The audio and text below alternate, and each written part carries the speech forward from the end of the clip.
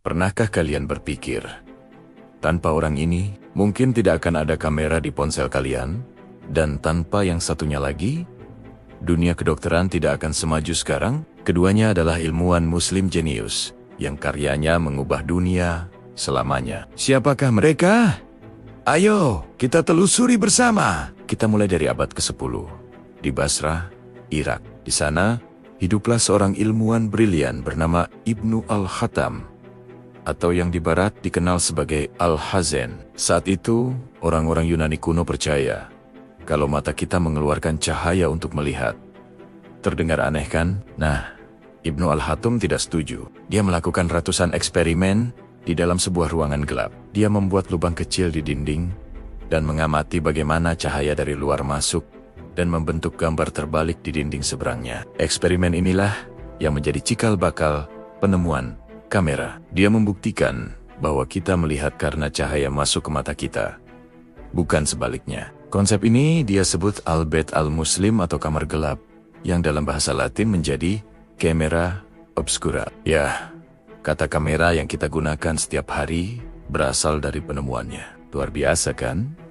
Luar biasa kan? Dari kamar gelap sederhana itu, lahirlah fotografi dan sinematografi yang kita nikmati hari ini. Sekarang, mari kita bergeser sedikit ke Persia, ke seorang jenius lain bernama Ibnu Sina atau Avicenna. Jika kalian pernah mendengar nama besar dalam dunia kedokteran, namanya pasti ada di urutan teratas. Ibnu Sina adalah seorang polimat, artinya dia menguasai banyak sekali ilmu, mulai dari filsafat, astronomi, hingga matematika.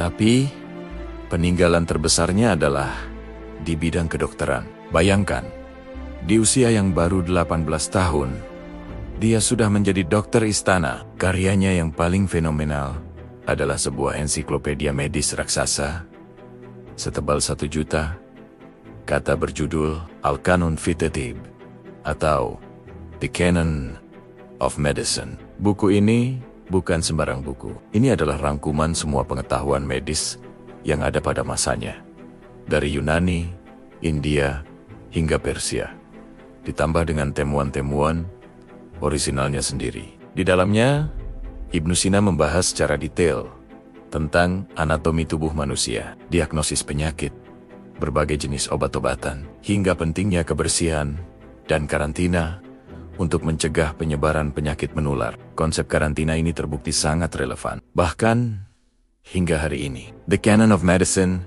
begitu berpengaruh hingga menjadi buku teks kedokteran standar di Universitas Eropa selama lebih dari 600 tahun. Banyak prinsip yang dia tulis, seperti uji klinis dan pentingnya diet, masih menjadi dasar ilmu kedokteran modern. Karena itulah, dia dijuluki sebagai bapak kedokteran modern. Jadi, setiap kali kalian mengambil foto dengan ponsel atau pergi ke dokter untuk berobat, ingatlah pada dua sosok hebat ini.